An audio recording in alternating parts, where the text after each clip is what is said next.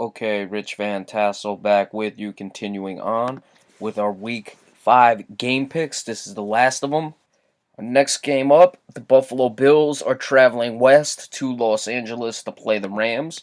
The Buffalo Bills, after an 0-2 start, are now at 500 at 2-2. The Los Angeles Rams, a very surprising 3-1 and in first place of the NFC West.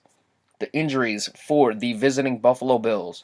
The questionables are Charles Clay, tight end, LaShawn McCoy, running back, Marcel Darius, defensive tackle. Patrick Lewis, their center, is out, and Greg Salas, their wide receiver, is on injury reserve. For the Rams, all listed as questionable.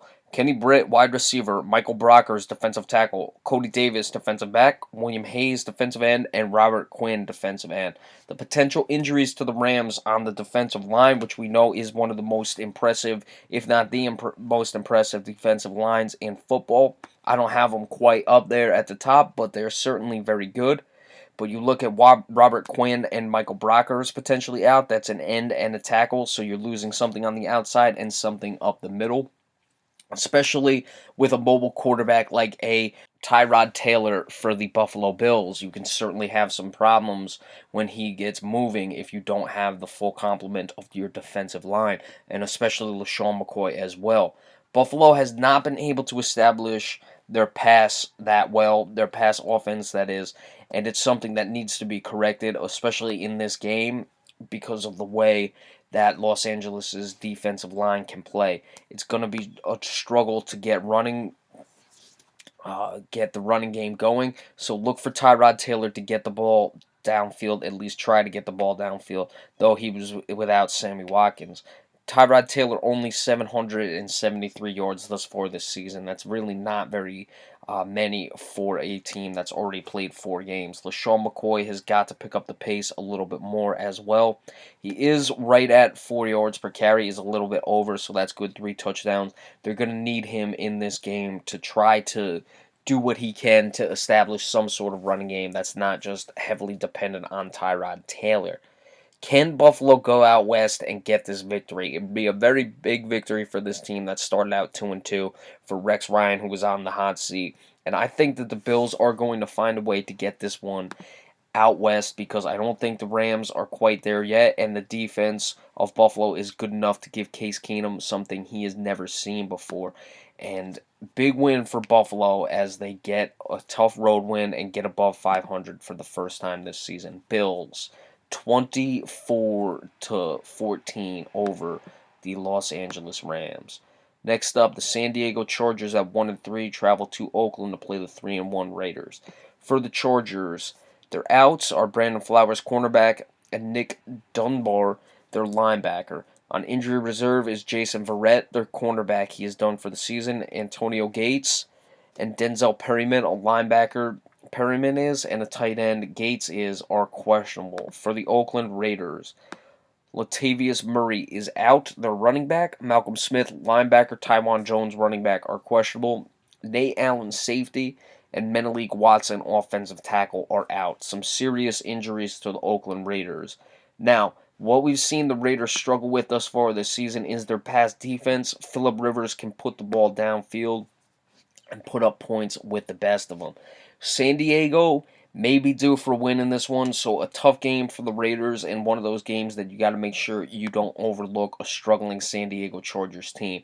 I'm expecting high scoring. We've seen Derek Carr be clutch at points this season, and I expect he'll have to be clutch in this game, come up with a late drive to win a wild shootout style game with two offenses that love to throw the ball. I like 35-31 in favor of the Oakland Raiders, and a lot of passing because Latavius Murray isn't playing for the Oakland Raiders, one of the better running backs that you've never heard of in the league. And then our last game, the Sunday night game, the New York Giants at 2-2 are traveling to Green Bay off a bye at 2-1. The injuries for the visiting Giants, the outs: Nate Burry, safety; Marshall Newhouse, offensive tackle; Darian Thompson, safety; Eli Apple, cornerback; Dominique Rodgers-Cromartie, cornerback, are questionable. For the Green Bay Packers, Sam Shields, cornerback, is out. Jared Cook, tight end, is out. Demarius Randall, cornerback, is questionable. So a lot of secondary injuries both ways in this game. Looking at the Giants, the two questionables at cornerback, Dominique Rodgers-Cromartie is a starter. Eli Apple is the nickelback, but he gets some serious minutes. You already are without two of your safeties. So, if the questionables are not able to go, or one of the two questionables are not able to go, there's going to be a lot on the Giants, and certainly any sort of compromised injury where the guy is on the field hurt you. So Janoris Jenkins is going to have to step his game up. If Rodgers-Cromartie is not able to go and Eli Apple plays, that'd certainly be worse for the Giants, in my opinion, because Eli Apple is still a rookie. But I'm expecting both of them to go. Green Bay coming off the bye, I don't know if the bye came at the wrong time for this team. They started to get their offense rolling, and then they had their bye week. So I think a 2-2 Giants team that's lost two straight, probably going to come out desperate and want to get this victory. I've been pretty fair to the Giants, and maybe to the point of being too fair to the Giants, this team. I picked them to win some games these last couple weeks, especially the Monday night game against the Minnesota Vikings. They did not get it done, so I'm wondering if I'm going to look like a fool again picking the Giants against my better judgment in this one. But I think that Green Bay's offense is going to be rusty in this game, and I like the Giants to come away with a surprise victory, even with the secondary injuries. I am going with 27-24 on a late field goal for the Giants to get the victory in this one. All right, so be sure to stay tuned. Tomorrow we will give you the recaps of the games during the day throughout the Sunday game. And then come Monday, we will give you the preview of the Monday Night Football game between the Tampa Bay Buccaneers and the Carolina Panthers, as well as any postseason updates from the MLB playoffs. Be sure to stay tuned for that. Thank you all so much, and we'll see you tomorrow.